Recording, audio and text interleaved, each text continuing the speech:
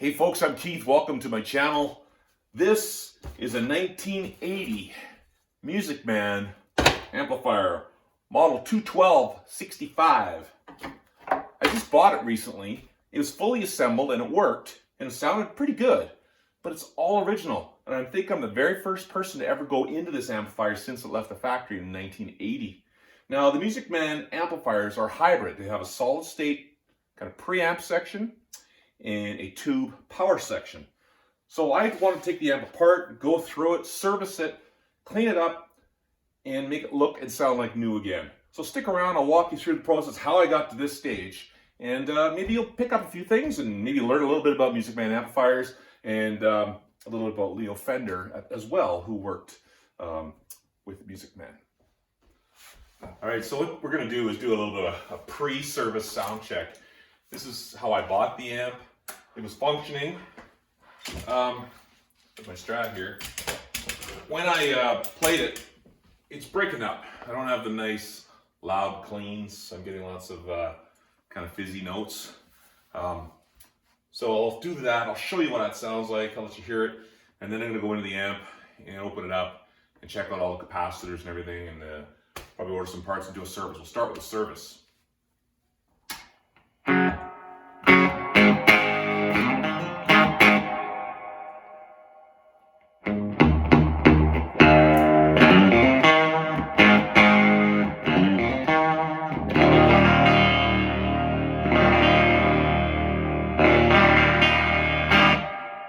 The volume on 3, the master's on 3. You can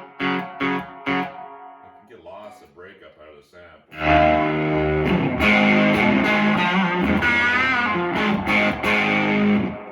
Doesn't sound all that nice at this point because, as I said, I think it needs a service. Reverb's working, you can hear it. Let's go back down.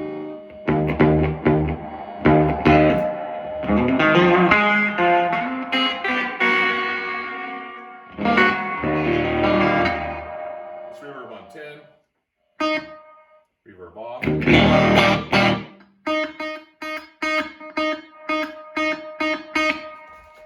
it came with a foot switch, of course. That works too. Everything seems to work just fine.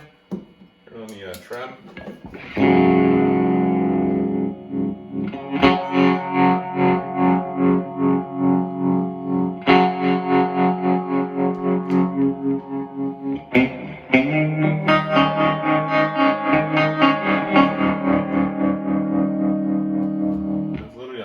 Intensity's on almost 3.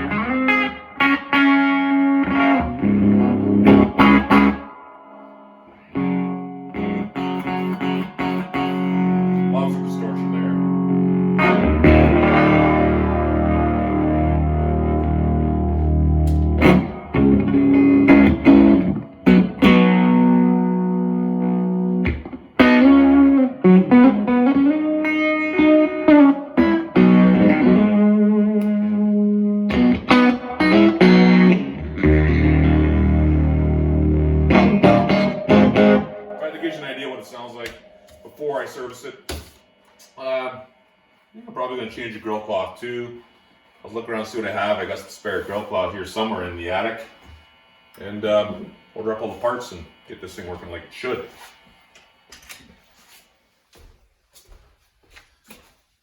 All right, on the back, impedance switch 48 ohms, typical stuff, fuse, ground. One thing I want to point out, a lot of amps I see, whether it's Music Man's, Fenders, whatever, they're very similar. A lot of people put these panels on upside down. This is the way it goes. This is how it's supposed to sit. I see a lot of them like this. That's not correct. So turn your upper panel around.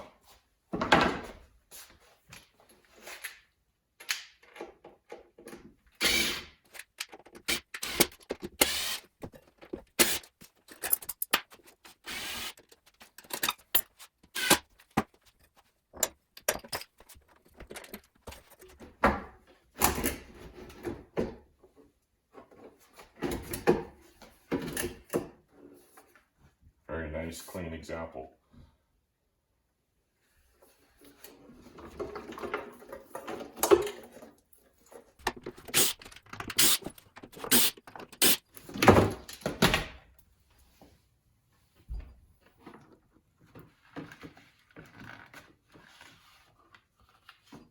It's 43 years old. I don't think anyone's ever been in this to work on it. Just me. As far as I can tell, the chassis looks original. It's amazing. The glue on the toe locks is even, everything's held up. You know, I must say, this is my first Music Man amp, and I'm very impressed with the quality of the chassis and the build of the amp and the cabinet. It's excellent. This thing will survive a nuclear war. You know, people complain about the weight. This is a 65 watt 212 version. It's rated for 60 pounds. I don't find it heavy. Like, I had a twin. I had a 1972, I think it was, or 73 Fender twin reverb, silver face. And it had JBL speakers in it, 212s. And it weighed over 90 pounds. This doesn't bother me at all. 60 pounds. You know, there's something to be said about the weight of an amp, the quality, the build, the amount of iron, the Alnico speakers, the magnets, they're heavy. The iron transformers, they're heavy. They add lots of weight. The full plywood cabinet is heavy. You're getting quality. You're getting really good quality. And this will be around for many, many years, probably long after I'm gone. And the services look after it will be good at least for another, well, we know it's 43 years old, so another 43 years, it's going to go again. All right, several years ago, I met a guy on the TDPRI forum. His name's 24 Track. And it turns out he lives in my town, and he was nice enough to give me this. It's a nice little amp stand. When you're working on a chassis, it's adjustable for width. Works very nicely. Thank you to 24 Track for giving me that. I'm still using it. I've used it many times. I'm just going to point out some of the things I like about this Music Man amp that maybe you didn't know about. Full proper, the corners are all finger joints. They're all cut and glued together like this, so it looks like a finger joint. Lots of strength there. Tons. Super strong. These are Music Man labeled speakers. I don't see any speaker codes on here to identify them. I did check the impedance. They're 8 ohm speakers. They're both wired up to make 4 ohm load on the chassis. Here's our tube chart. There are only 2 tubes in this amp, as we know. The pair of EL34s, rated at 65 watt output.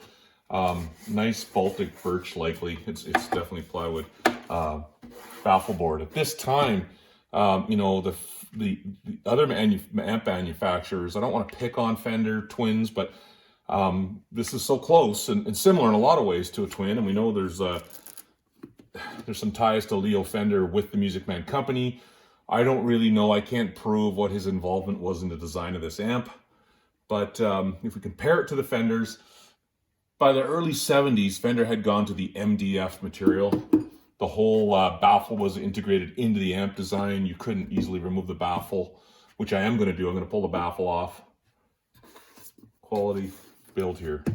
Let's get that reverb tank out and see what it looks like. There's a screw at each end of the reverb tank bag there.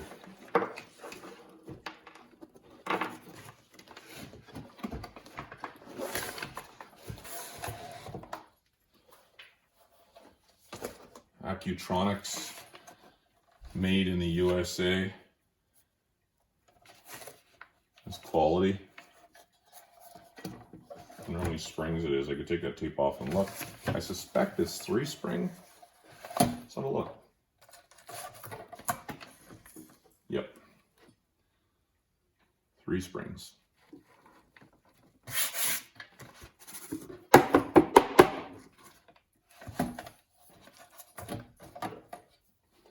Now I suspect these are Alnico magnets. I don't know 100% for sure. If I could find the speaker codes, I would confirm, maybe look them up. But I'm going to take those speakers off because I'm going to replace the grill cloth.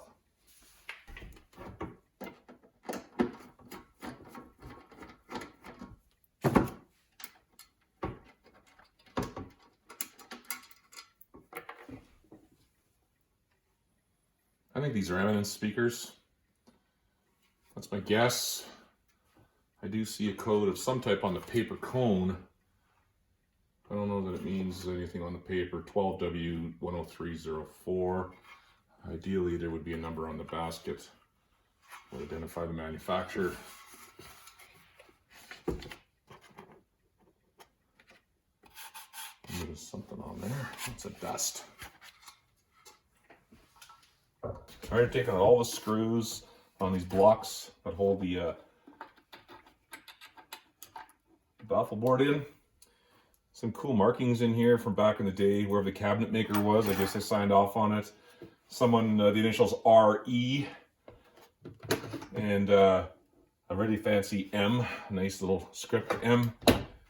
You know, a good chance, we know this amp was built in 1980, and I know that because I'll show you later. There's probably some people who worked at Music Man in 1980 are probably still around. You know, you'd be 25.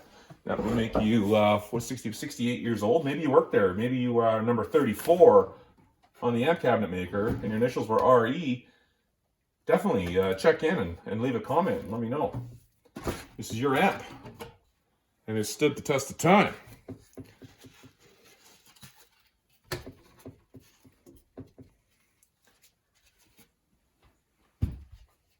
Very easy to take apart. If you want to rebuild your grill cloth, maybe I'll show you how to do that. One thing I didn't mention yet is these bolts up inside of here on the insides of the amp. They're for the tilt back legs. These bolts in here, these big long bolts for these aluminum tilt back legs. You can lean the amplifier back, point it up and get your ears. Somebody had installed casters, wheel casters on this amp before. Looks like they had them mounted in there, they're gone. This is heavy duty plywood. Boy, it's it might even be close to it looks like it's about 3/4 of an inch thick. Just goes in there like that. So we're gonna take these logos off, pretty easy, and put all the hardware in a bag and save everything for reassembly.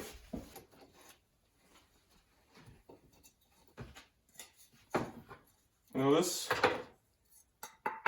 It's like cast.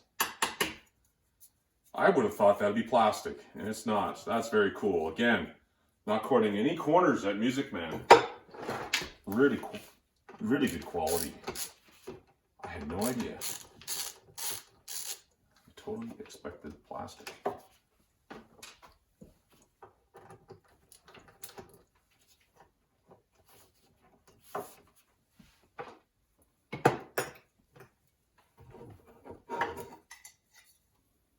$212.65.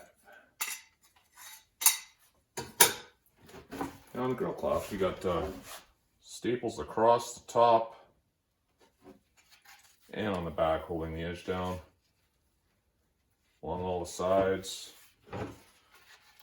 I went into my attic and I found some grill cloth, and I've owned a lot of Fender amps in the past, and I've restored a few of them, and I have some spare grill cloth, but it's not silver face era. I believe it to be black face era.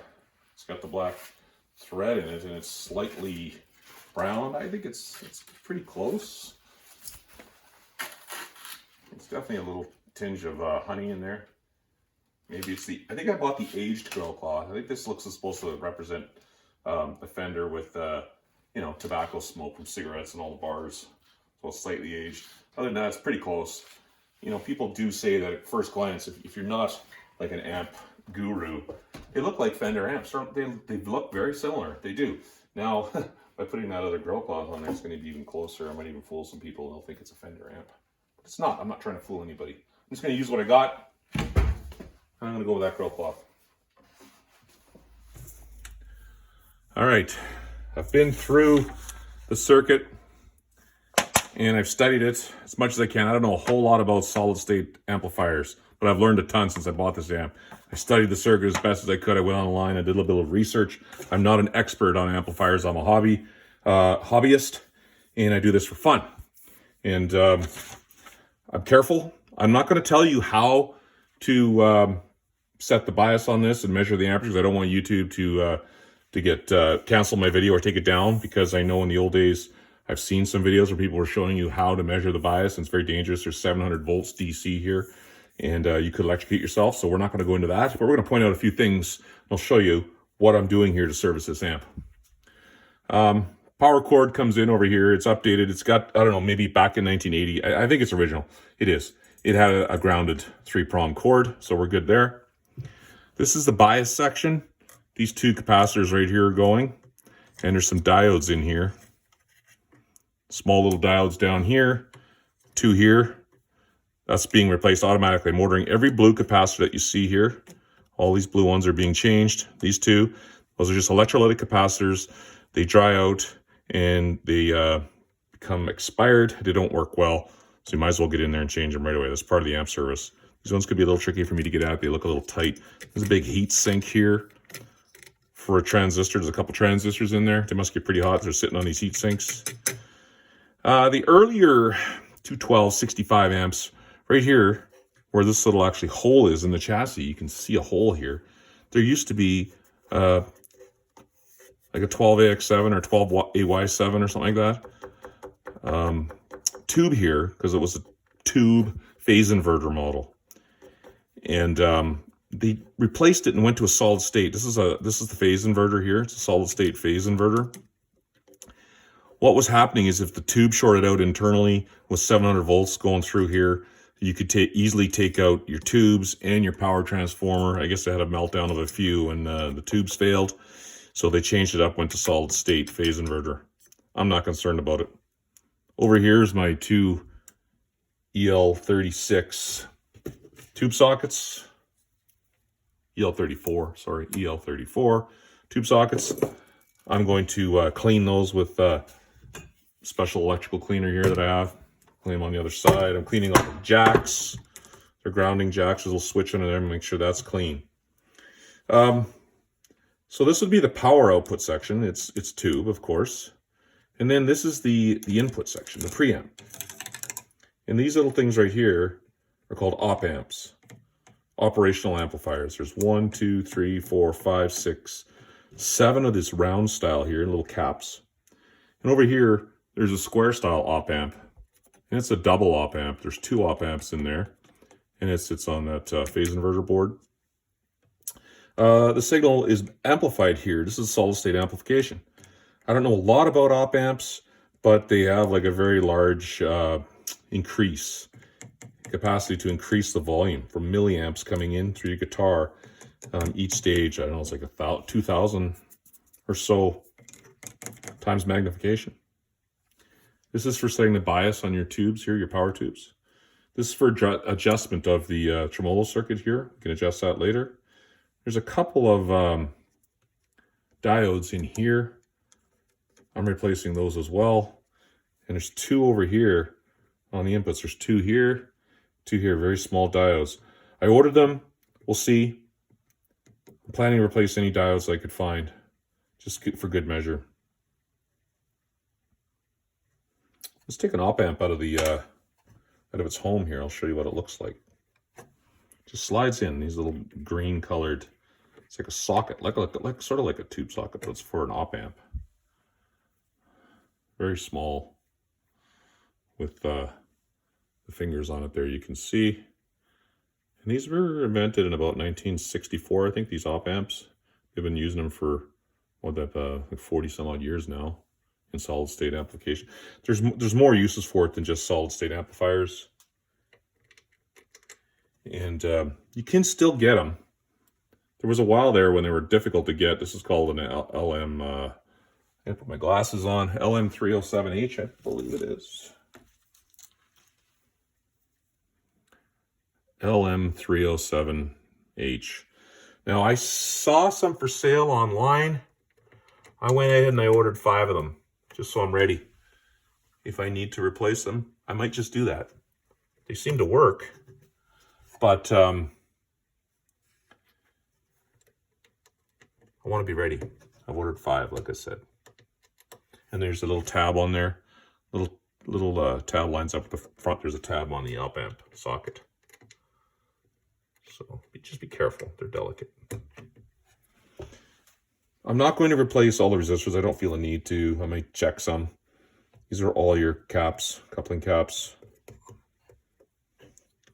Reverb and tremolo, RCA jacks, the back side of them here. Power transformer, of course. Let's flip it over and have a look at the caps on the inside of the doghouse. Now, folks, be extremely careful. Voltage, high voltage in the capacitors. It's stored in the capacitors. It stores it. Now, somebody has said that these amps are self-draining. The capacitors will self-drain. I wouldn't trust it. Still going to check out with a multimeter before touching. That's why I have this wooden stick. I cannot get a shock through a piece of wood. 2 big Mallory caps here. Down on this end, you can't see if there's blistering going on. These are original caps. Some blister here as well. And I'll show you that. See that blister right there? These caps are done. Both of them. I kind of have a belief that they're probably got a 10 to 15 year life. And if they're old, that old, change them. These are original. These caps are rated at 100 microfarads at 450 volts. I've ordered 2 brand new ones. F&Ts. I'm putting brand new F&Ts in there. There's your, remember I told you there was a tube socket there? See, that's where the tube was. Output transformer, power transformer. It does say on there 100-66, I think it is. That's the manufacturer's code. The EIA 606949. The 49 and the 9, that 9 at the end means that the 9th year of the decade. So that's 79, 49th week. So this was made in very late 1979, 49th week of 79, just before Christmas, or right at Christmas, somewhere around there. And then they stored it and shipped it out to Music Man, and they installed it, and this amp is dated 1980. And I'll tell you how I know it's 1980. I'll flip it back over and show you. So a lot of people are always asking questions about how do I date the year of my amplifier, and there's clues, manufacturing date codes.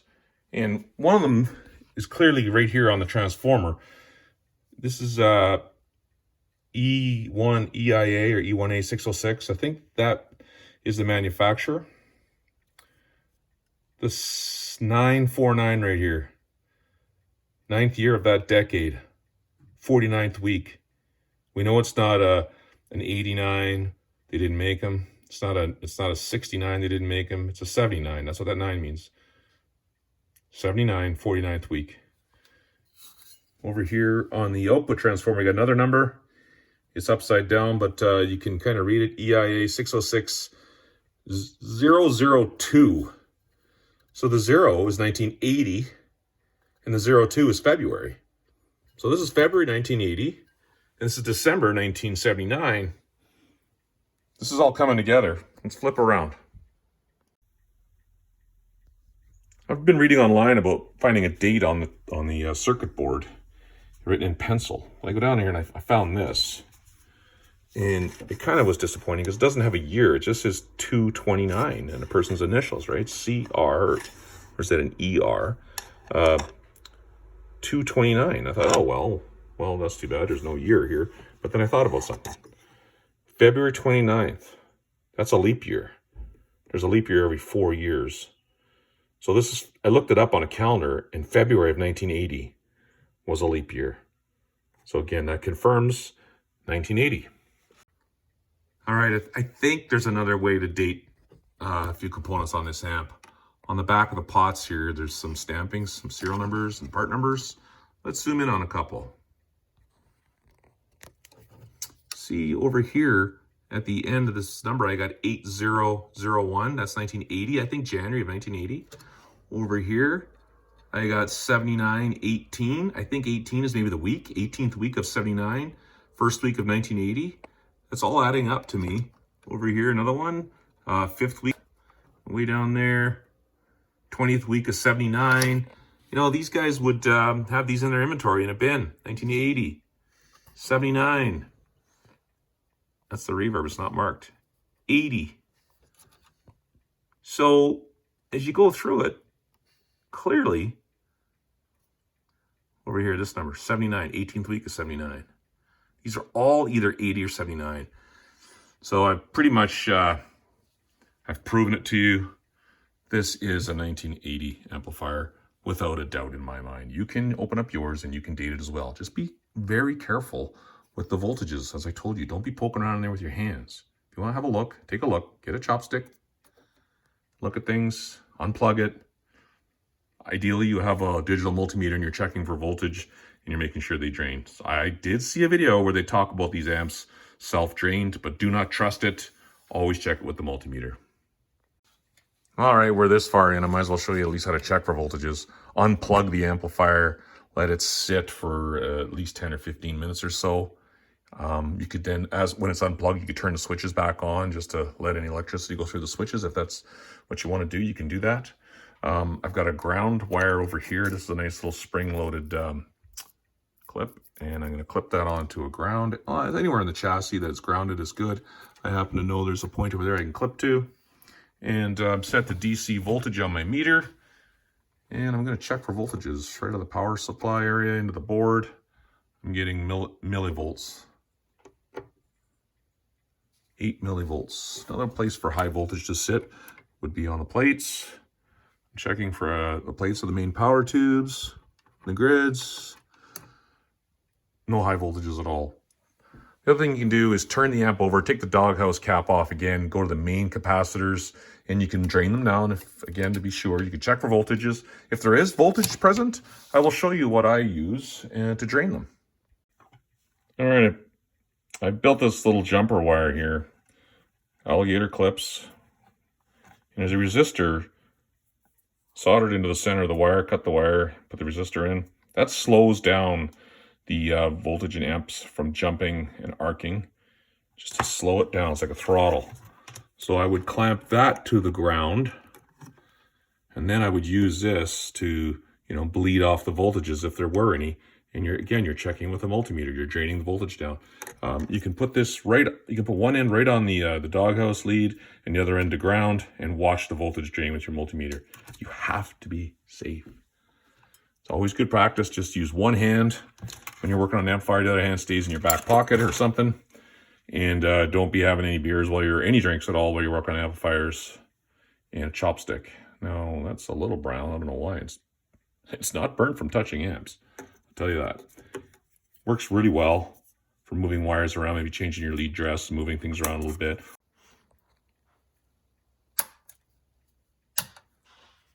Let's talk about this for a second.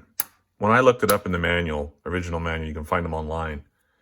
The two speakers are wired to 4 ohm load. So when you're just using the cabinet, with the stock speakers in the cabinet, you're leaving it at a 4 ohm load.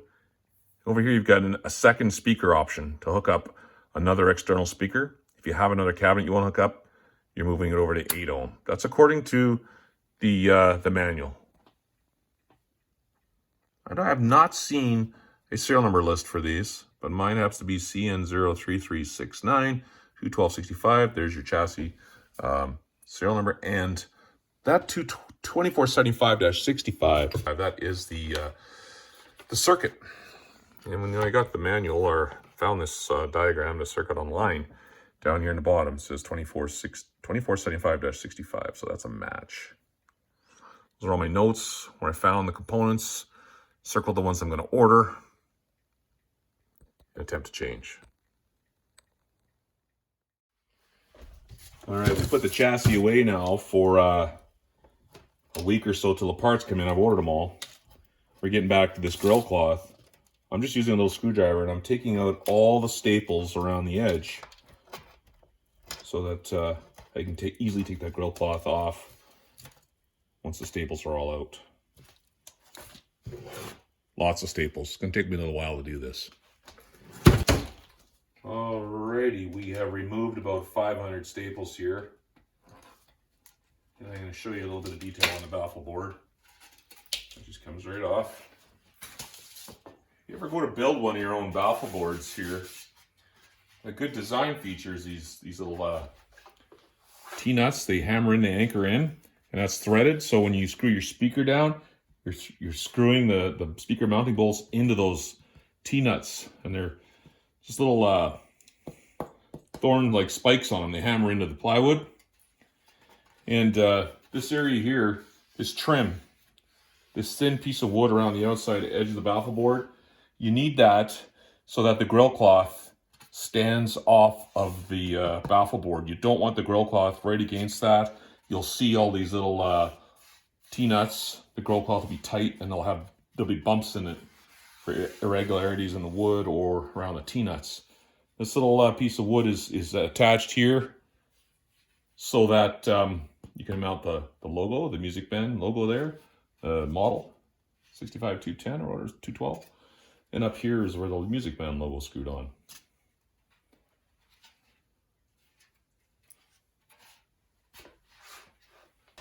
The other item worth pointing out is this is painted black. And the reason for that is everything is even. You see a nice even color behind the grill cloth. You can actually see through the grill cloth.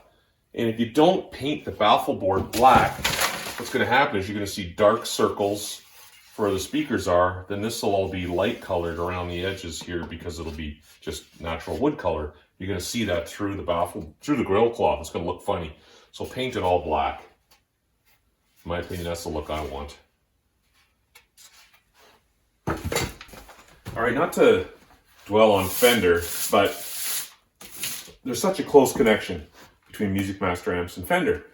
And I dug through my books. I've got a lot of books on Fender and the history of Fender, and I tried to find something that talked about Music Man.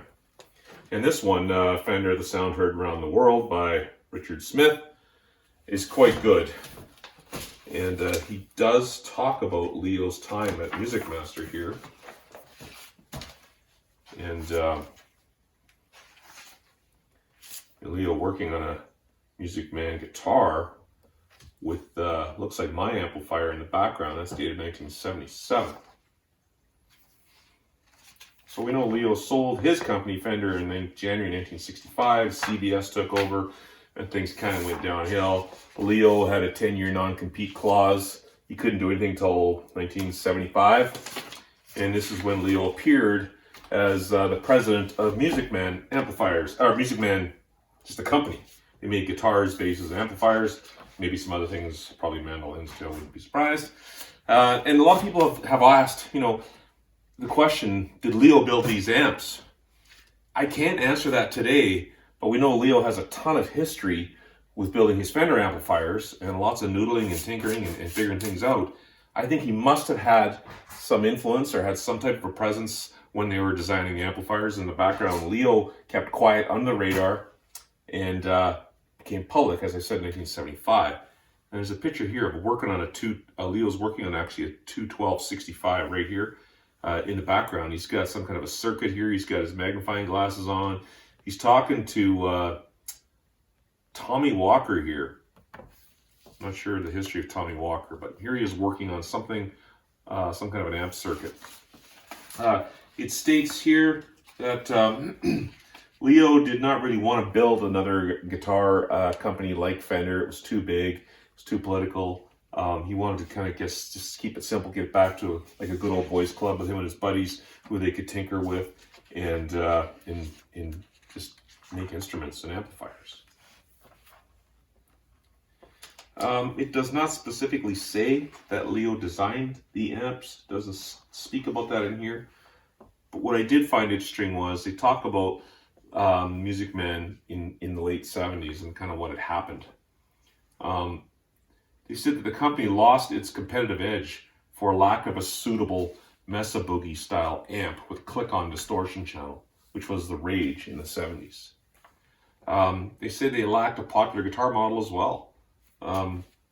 They had their own Music Man amps, but Leo refused to make anything that resembled a Stratocaster or a Telecaster, which are extremely popular.